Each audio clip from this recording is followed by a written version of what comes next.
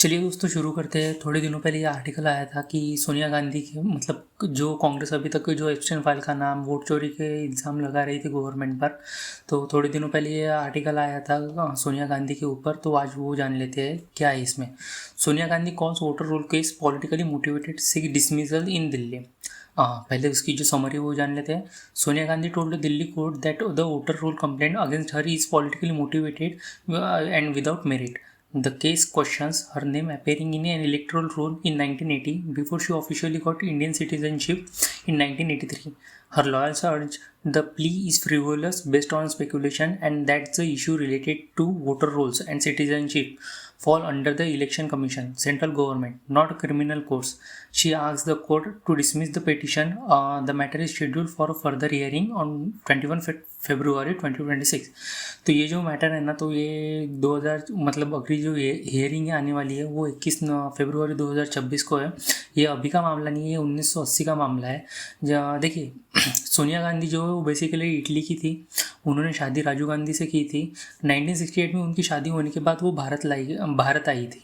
तो जब से वो भारत आई थी तो भारत में एक ऐसा भी मतलब जो गवर्नमेंट है वो पॉइंट उठा रही है, या बहुत सारे लोगों के मन में ये सवाल है कि 1968 में जब वो भारत आई तो उनको जो इंडियन सिटीजनशिप थी ना वो 1983 में मिली थी, उन तब ली थी।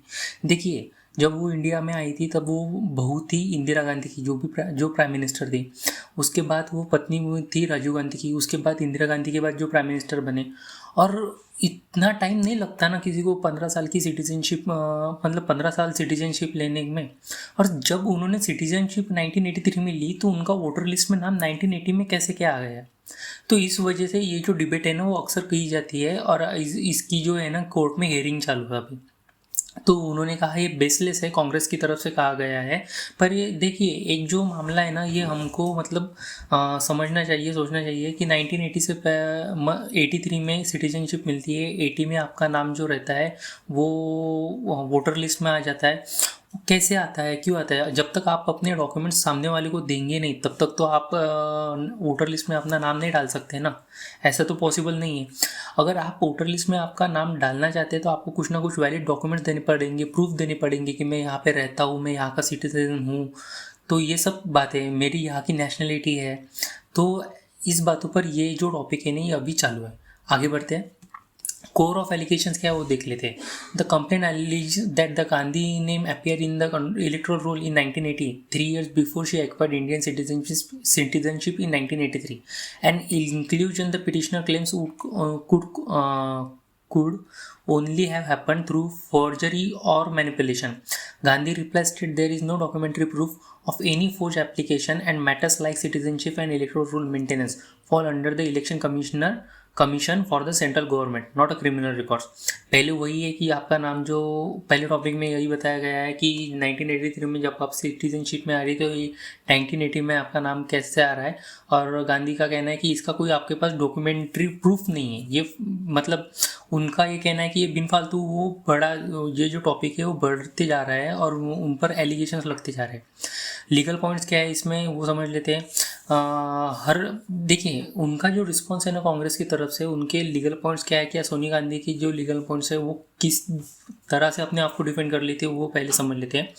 हर lawyer urged that the criminal court cannot take up private complaints on citizenships or electoral roll issues, as these are outside their jurisdiction and could violate constitutional provision like 329. And they also say the complaint is an attempt to revive a decade old controversy without fresh evidence and is not legally actionable. इनका कहना है कि अभी ये जो complaint है वो बहुत मतलब 30-40 साल हो गए हैं, ये अभी वैलिड ही नहीं करती है और आप इस पर अभी लीगली एक्शन नहीं ले सकते हैं।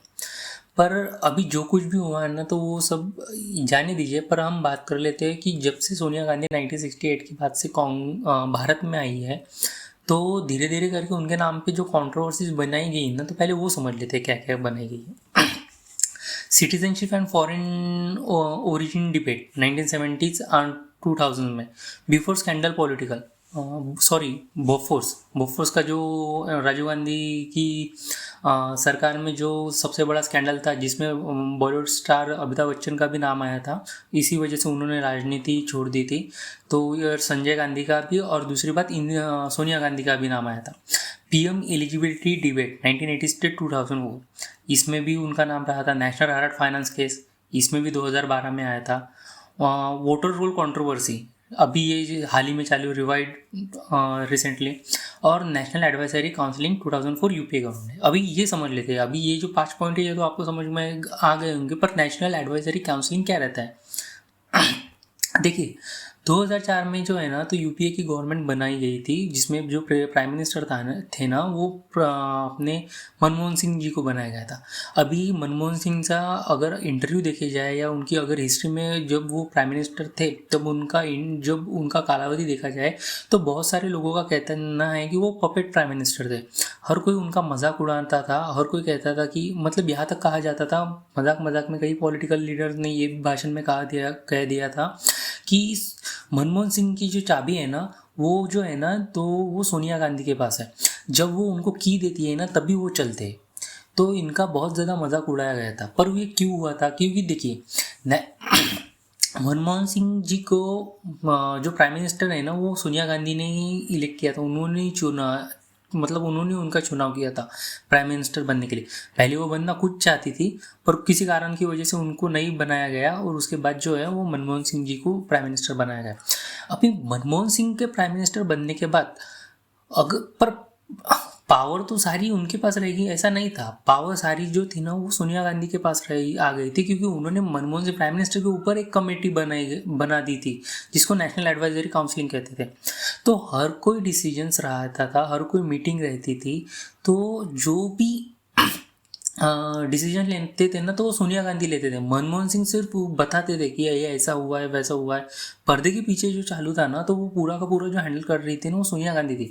अभी ये प्राइम मिनिस्टर ही नहीं, जो बहुत बड़े बड़े कैबिनेट मिनिस्टर्स रहे थे, जो बहुत बड़े बड़े पार्लियामेंट में मिनिस्ट्रीज, मेयर, एमपी जो भी रहा था, यही नहीं, सीबीआई में, ईडी में, यहाँ तक कि बड़े बड़े पुलिस ऑफिसर जो रहते थे, वो जो है ना, वो सोनिया गांधी जो इनको चुनती थी ना, वो उन मतलब वो काम करते थे। और वो किसी भी राय के लिए सोनिया जी को फ़ोन करते थे, या सोनिया जी से राय लिए बिना वो कोई डिसीजंस नहीं लेते थे। और जब 2004 की जो गवर्नमेंट बनी थी, आपको पता है कि वो सबसे ज़्यादा, मतलब वो जो एक डिकेड था, वो इंडिया में सबसे ज़्यादा करप्शन करने वाला ये क्या कहा जाता है, वो जो गवर्नमेंट है उसमें सबसे ज़्यादा करप्शन हुआ। आगे बढ़ते हैं। एक जो कंट्रोवर्सी थी ना, वो 1988 में नेपाल पशुपतिनाथ टेम्पल में भी हुई थी। 1988 पशुपतिनाथ टेम्पल क्या, वहाँ पे क्या है, जब नेपाल, देखिए उस समय जो प्राइम मिनिस्टर थे ना, वो राजीव गांधी थे, सबसे पहली बात। दूसरी बात जो है ना, वो ऑफिशियल विजिट पे गए थे नेपाल को ऑफिशियल विजिट में जाने के बाद वो उनके साथ उनकी वाइफ सोनिया गांधी जी को भी लेके गए थे। काठमांडू में, जो नेपाल की कैपिटल है, वहाँ पे पशुपतिनाथ जी का मंदिर है, मतलब महादेव का, तो आप सभी को पता होगा। तो ये जो मंदिर है ना, वो वहाँ पे बाकी बहुत ज़्यादा फेमस है। पर 1988 में जब उन्होंने वहाँ पे दर्शन करने के लिए जा रहे थे, मतलब तो उनको वहाँ पे दर्शन करना था, राजीव गांधी जी और सोनिया गांधी जी को। तो वहाँ के जो प्रीस्ट थे ना, तो उन्होंने वहाँ पे सोनिया गांधी जी को अलाउ नहीं किया था। राजीव गांधी जी प्राइम मिनिस्टर थे, उन्होंने अपनी जो पावर थी वो यूज़ की, पर उन्होंने नहीं कहा था। उन्होंने कहा था कि ये मंदिर के रूल्स के खिलाफ है, क्योंकि सोनिया गांधी जो है वो नॉन हिंदू है, वो क्रिश्चियन रिलीजन फॉलो करती है, और हम किसी भी नॉन हिंदू को इस टेम्पल में आने की परमिशन नहीं देते हैं। तो इस वजह से राजीव गांधी इतना चिढ़ गए थे ना, तो इन्होंने भारत जब वापस आए थे, तो इन्होंने ना नेपाल के ऊपर कस्टम ड्यूटी बढ़ा दी थी, जिसकी वजह से उनकी जो ग्रोथ रेट है ना, वो बहुत ज़्यादा कम हो गई थी। और यही नहीं, तो दूसरी बात उन्होंने ये भी कर दी थी कि 15 महीनों के लिए ब्लॉकेट था। तो तब से जो है ना, तो नेपाल ने भारत का जो अल्टरनेटिव है ना, वो खुद चाइना को मानना चालू कर दिया था, और तब से ही चाइना और नेपाल के संबंध भी अच्छे हो रहे थे। आज जो हम नेपाल के साथ देख रहे हैं कि उनके और हमारे रिलेशंस ये इतने ज़्यादा अच्छे नहीं है, जब वहाँ पहले 1988 से पहले हुआ करते थे। अभी ये जो है ना, ये रेड साड़ी है। ये रेड साड़ी क्या है? ये जावियर मोरो, ये एक राइटर है, इन्होंने ये किताब लिखी। ये जो किताब है ना वो स्पेनिश राइटर है और स्पेन लैंग्वेज में लिखी गई थी। और इंडिया में इसको बहुत बैन करने की कोशिश की गई थी पर ये हो नहीं सका।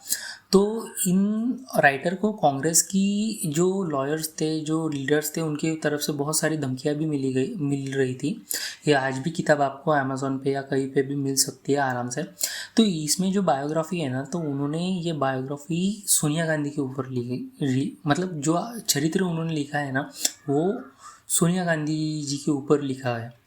तो उसमें उनका जन्म कैसे हुआ, उनकी फैमिली कंडीशंस वहाँ से लेके अभी तक, और उनके नज़रिए से गांधी परिवार क्या है, कांग्रेस क्या है, ये सब कुछ इस किताब में लिखा गया था। ये बहुत कंट्रोवर्शियल किताब है। तो बस आज के लिए इतना ही। देखिए पहले है ना, हम ये जो अभी मुद्दा आया है, ऐसा भी हो सकता है ये इसलिए आया है कि एप्स्टाइन फाइल्स की तरफ से बीजेपी का जो ध्यान है वो हटाने की कोशिश करना चाहते हैं जो रूलिंग पार्टी है, ये भी हो सकता है। पर ये जो मुद्दा है ना, तो इसमें है ना बहुत मतलब एक कमेटी बिठानी चाहिए, पूरी जांच इसकी होनी चाहिए। क्योंकि पॉलिटिकल पार्टीज़ का क्या है, वो एक दूसरे का आरोप प्रत्यारोप करते रहते हैं। पर जो हम सिटीजनशिप रहते हैं ना, तो हमको भी सच्चाई मालूम पड़नी चाहिए और ये हमारा राइट है।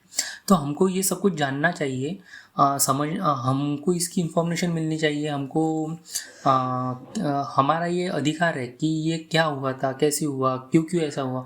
जब 1968 में सोनिया गांधी आई थी ना, पहला पॉइंट समझिए, 1968 में सोनिया गांधी जब आई थी ना, तो उनकी जो यात्रा चालू हुई थी ना, आने के बाद वो सीधे पार्लियामेंट गई। पार्लियामेंट के बाद उनकी जो भारत भर में यात्रा चालू हुई थी ना, वो सबसे पहले इसरो में गई थी। तो इसरो में क्यों गई थी? बहुत से लोगों का ऐसा भी कहना है कि सोनिया गांधी गई, उसके 2-2.5 साल बाद विक्रम साराभाई मारे गए। ये भी कहना है कि जितने भी साइंटिस्ट भारत की आज़ादी के बाद से लगभग 1500 साइंटिस्ट मार दिए गए। सबको अटैक आया, कार्डियक अरेस्ट आया या कुछ ना कुछ ऐसा बताया जा रहा है। मैं उस टॉपिक में नहीं जा रहा क्योंकि, और मैंने इस अपने वीडियो में कवर भी नहीं किया क्योंकि इसके बारे में कभी तक कोई प्रूफ नहीं है। पर मेरा ये कहना है कि इस पर एक कमेटी बैठानी चाहिए और हमारा हक है कि हमने जानना चाहिए कि क्या है और इस पर क्या गवर्नमेंट एक्शन क्या लेती है। और दूसरी बात, लोगों को भी ये समझ में आना जाना चाहिए कि जो हमारी गवर्नमेंट है या गवर्नमेंट या हमारा जो देश है ना, वो किसी भी चीज़ में कॉम्प्रोमाइज़ नहीं करता। हमने मतलब किसी भी चीज़ में कॉम्प्रोमाइज़ नहीं हुआ है। तो इस वजह से ये बात बाहर आनी चाहिए। बस आज के लिए इतना ही। अगर वीडियो पसंद आया तो like, share and subscribe my channel. Thank you so much.